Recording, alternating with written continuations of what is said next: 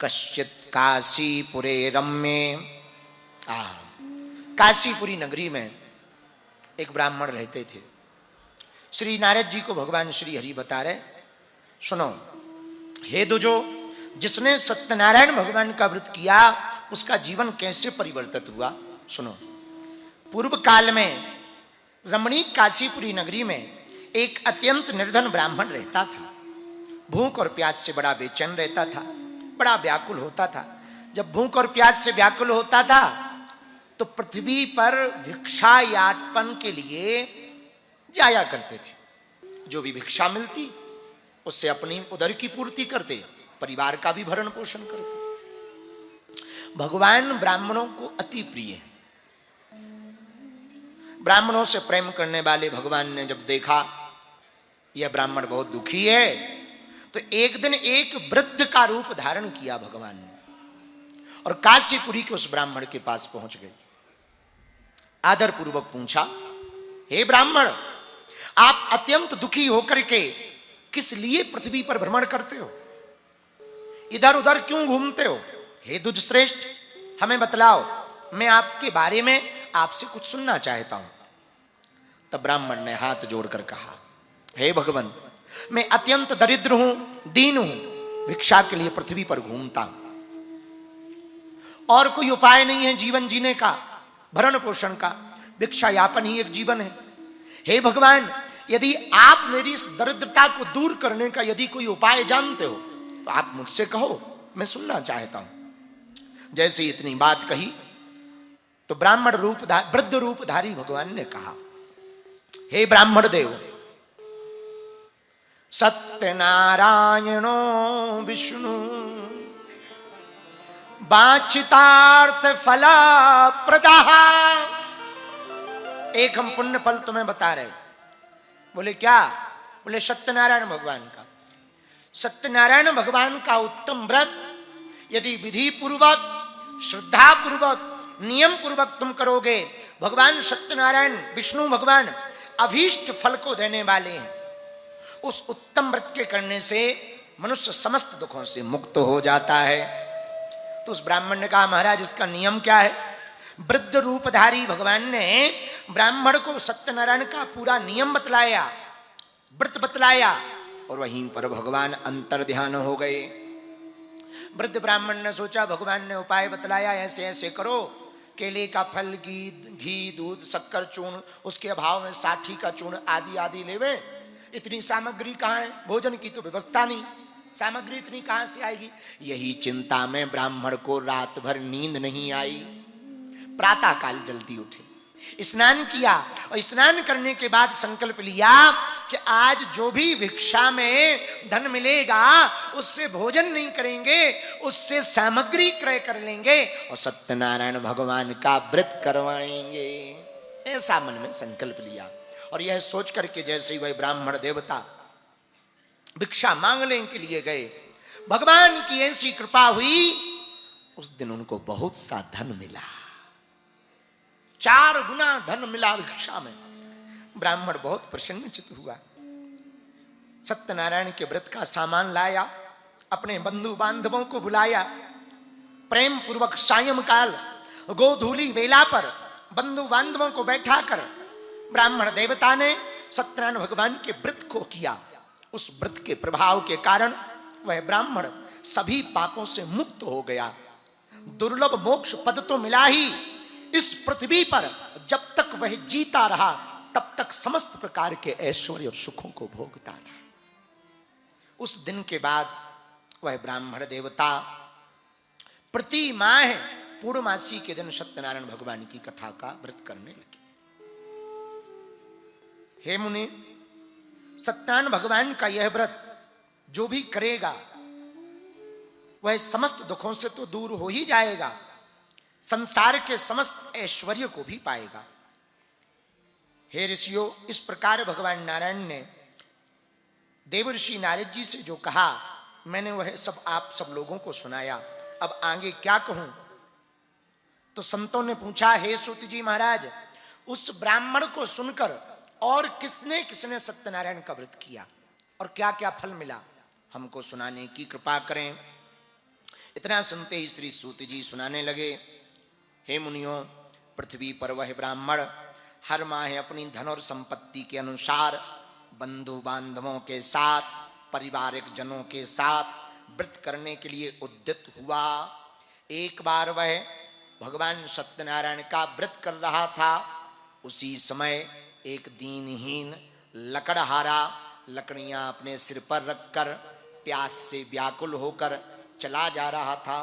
रास्ते में भूदेव का मकान देखकर के, ब्राह्मण का मकान देखकर लकड़ियों का गट्ठा बाहर रख दिया। अंदर सोचा जलपान कर लें, आजकल ब्राह्मण देवता का खूब ऐश्वर्य बढ़ गया, इनसे दो चार बात कर लें। इसके लिए वह अंदर गया। जैसे ही अंदर जाके देखा कि ब्राह्मण देवता तो कोई पूजन कर रहे हैं, तो उसने कुछ नहीं कहा, चुप बैठ गया। सत्यनारायण का उसने व्रत होते देखा। सत्यनारायण का व्रत होने के बाद जैसे ही ब्राह्मण देवता ने चरणामृत दिया, प्रसाद दिया, तो लकड़हारे ने उत्सुकता पूर्वक पूछा, भगवान ये कौन सा व्रत है, कौन सा नियम है जिसे आप इतनी श्रद्धा पूर्वक भक्ति पूर्वक कर रहे हैं? कृपा कर हमें बताने की दया करें। लकड़हारे को देखकर ब्राह्मण मुस्कुराकर बोले, भैया लकड़हारा, ये जितना ऐश्वर्य दिखाई पड़ रहा, ये इन्हीं सत्यनारायण भगवान की कृपा है, इन्हीं की देन है, इन्हीं की कृपा से ये सब हुआ है। ये कोई और नहीं, कलयुग का अमोघ उपाय सत्यनारायण भगवान का व्रत पूजन हो रहा है। उसने कहा, क्या हम भी कर सकते हैं?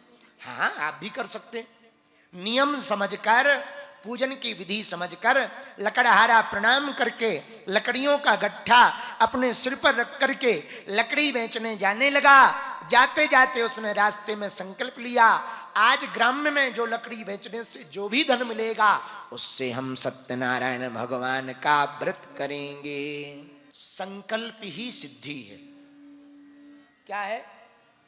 सिद्धि है। आप किसी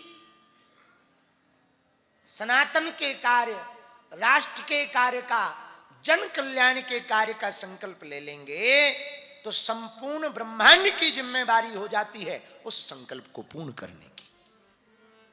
हाँ, भगवान की तो हो ही जाती, संपूर्ण नेचर की, संपूर्ण प्रकृति की जिम्मेदारी हो जाती उस संकल्प को पूर्ण करने पर। हाँ, संकल्प होना चाहिए जन कल्याणकारी। अब ऐसा ना हो कि हमको जो है 3 किलो सोना मिल जाए, ऐसा संकल्प ना हो, हमको ही मिल जाए। देखो, भगवान हमारे हैं, ये तो बहुत बढ़िया भाव है कि नहीं? भगवान हमारे, कितना अच्छा भाव है। लेकिन भगवान केवल हमारे, ये बहुत खराब भाव। केवल हमारे, ये बहुत खराब भाव है। तो संकल्प कौन सा? जिसमें जन कल्याण हो, सनातन का कार्य हो, वो कभी अधूरा नहीं रहता। कई ऐसे स्थान हैं, बागेश्वर धाम जैसे अनेक स्थान हैं, आकाश वृत्ति से चलते हैं। आकाश वृत्ति जानते हो? महात्मा लोग जानते होंगे, महात्माओं की भाषा है। आकाश वृत्ति का मतलब है आय का कोई साधन नहीं, राम भरोसे काम चल रहा। हाँ, जो आ गया सो राम जी, नहीं आया सो जय हनुमान जी। हाँ, इसको कहते हैं आकाश वृत्ति। क्या कहते हैं? जैसे खाक चौक है, वहां भंडारा चल रहा, आकाश वृत्ति से चल रहा। कैसे चल रहा? आ गए तो राम जी, नहीं आए तो हनुमान जी। हनुमान जी मतलब कभी इस डाल पे कभी उस डाल पे, हम पे नहीं है भंडारा, दूसरी जगह खा लो, ये हनुमान। आ गए तो बहुत बढ़िया, लो पाव बढ़िया। संकल्प ही सिद्धि है। तो लकड़हारे ने मन में क्या लिया? बोलो बोलो बोलो, संकल्प क्या लिया? आज ग्राम में लकड़ी बेचने से जो भी धन मिलेगा उससे हम सत्यनारायण भगवान का व्रत करेंगे। ऐसा सोचते ही जगाम नगरे रम्ये धनिनाम यत्र संस्थिति तदने काष्ठ मूल्यम चा द्विगुणम प्राप्तवान सौ। जैसे ही लकड़ियां बेचने के लिए धनाढ्य लोगों के नगर में गया लकड़हारा, भगवान की ऐसी कृपा हुई, वो सभी लकड़ियां चंदन की बन गईं और उस दिन उन लकड़ियों का दाम 2 गुना मिला। लकड़हारा धन लेकर के अतीब प्रसन्न हुआ।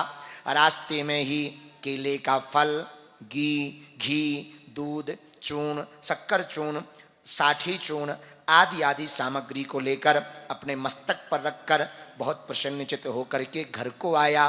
बंधु बांधवों को बुलाया, ब्राह्मण को बुलाया। ब्राह्मण को बुला करके उसने प्रसन्नचित होकर श्री विधि विधान से भगवान श्री सत्यनारायण का व्रत किया, व्रत लिया। उस व्रत के प्रभाव से वह लकड़हारा धन पुत्रादि से संपन्न हो गया। इस लोक में अनेक सुखों को भोग कर अंत में वैकुंठ लोक को चला गया। इति श्री स्कंद पुराणे अंतर्गत रेवाखंडे श्री सत्यनारायण कथायामो द्वितीयोऽध्याय समाप्त। वृंदावन बिहारी लाल सत्यनारायण भगवान की जय। बद्रीनाथ भगवान की जय। तुलसी पत्र एक जगह एकत्रित कर लो, बाद में छोड़ देना। कोई भगत जी अपने वस्त्र में एकत्रित कर लें, अगल बगल एक दूसरे को दे करके, बाद में छोड़ देना। बोलो वृंदावन बिहारी की जय। हरे हरे कल तीसरा अध्याय होगा, तो कल भी समय पर आना। उसके पूर्व में बैठे रहो, बैठे बैठे बांटो, बैठे बैठे ले लो, एक दूसरे को देखें। हाँ, खड़े होके नहीं, बैठे बैठे। प्रश्नोत्तरी हो जाए कि कल करें? आज बाद में करेंगे। थोड़ा झूम लो, गा लो। दद्दू आए हैं, थोड़ा खाटू वाले बाबा के गीत गा लो। हाँ, आओ दद्दू, ये वाला माइक देना दद्दू को।